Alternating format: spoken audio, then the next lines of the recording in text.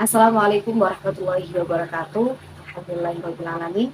Wabihi nasta'in ala amri dunya waddin. Wassalatu wassalamu ala asrofil anbiya'i wal mursalin Sayyidina wa maulana Muhammadin wa ala alihi wa sahbihi ajma'in amma ba'du. Apa kabar teman-teman semuanya? Semoga selalu dalam keadaan sehat walafiat dan selalu dalam lindungan Allah. Alhamdulillah, pada kesempatan kali ini izinkan saya Zia untuk memberikan kajian sedikit mengenai kisah Uwais Al-Qarni, pemuda yang namanya terkenal di langit. Topik ini saya ambil dari jurnal yang berjudul Nilai-nilai Pendidikan Akhlak dari Kisah Uwais Al-Qarni. Sebelum saya lanjut, mari mengenal lebih dekat siapakah Uwais Al-Qarni. Jadi teman-teman, pada zaman Nabi Muhammad SAW ada seorang pemuda yang namanya Uwais Al-Qarni. Pemuda ini berasal dari negeri Yaman. Dia adalah seorang yang miskin, berstatus sosial yang rendah, dan pada saat itu memiliki penyakit yang namanya kusta.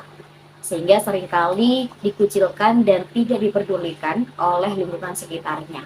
Akan tapi, nama pemuda ini sangat terkenal di langit. Dari kecil, ia sudah ditinggal oleh ayahnya dan diasuh oleh ibu yang pada saat itu mengalami buta dan lumpuh.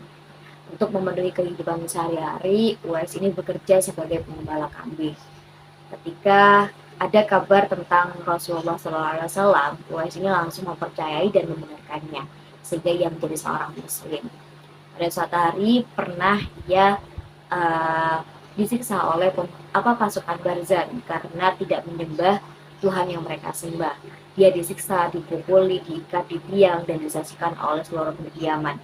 Akan tapi kejadian itu tidak membuat Uwais gentar. Ia tetap mempercayai bahwa Allah Subhanahu wa Ta'ala adalah Tuhannya dan Nabi Muhammad adalah Rasulnya. Nah teman-teman, kenapa kok bisa nama Uwais Al-Qarni ini tidak terkenal di bumi akan tapi terkenal di langit?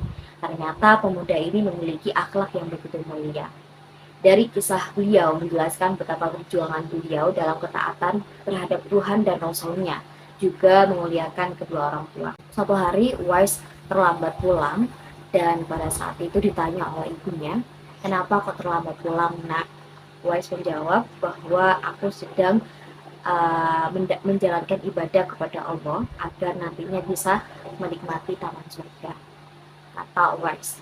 Lalu ada seorang yang menyampaikan kepada Uwais bahwa surga itu sudah ada berada di telapak kaki ibumu. Mengetahui ini, Uwais pun akhirnya menyadari bahwa hak ibunya ada pada dirinya, maka dirawatlah ibunya itu dengan baik. Nah teman-teman, ada permintaan ibunya yang sulit dikabulkan oleh Uwais Al-Qarni, yakni ibunya ini ingin naik haji. Dia termenung dan berpikir bagaimana caranya agar permintaan ibunya ini bisa diwujudkan. Karena mengapa? Jarak antara Yaman dan Mekah ini sangatlah jauh.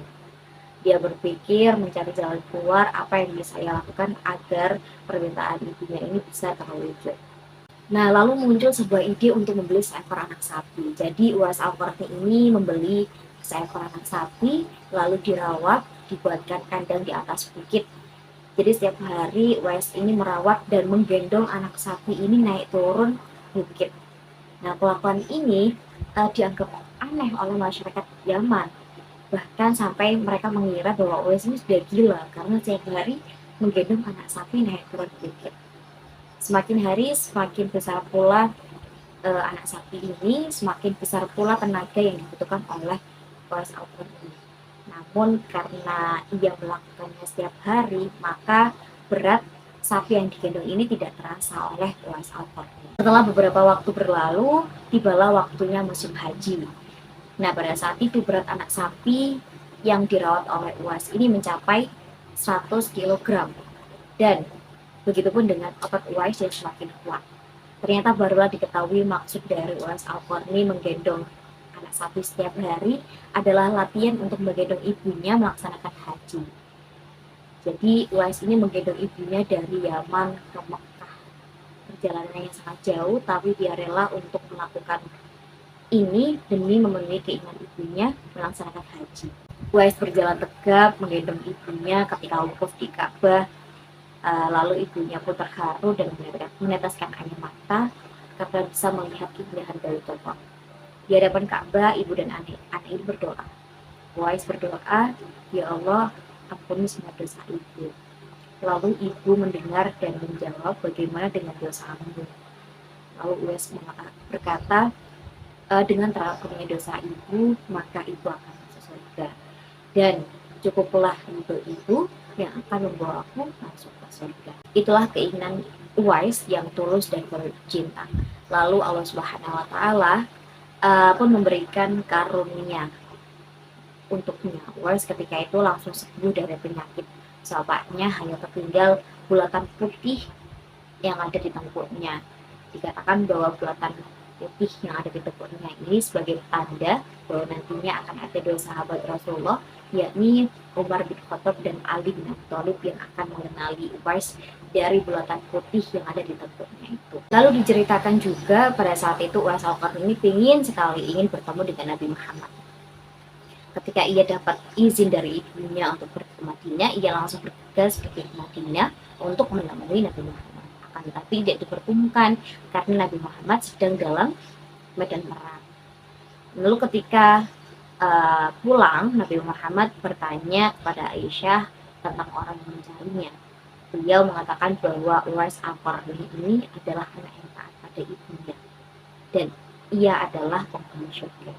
Nabi Muhammad bilang seperti itu, dan ketika Nabi Muhammad mengatakan itu, membuat Aisyah dan para sahabat lainnya itu tertegun seketika.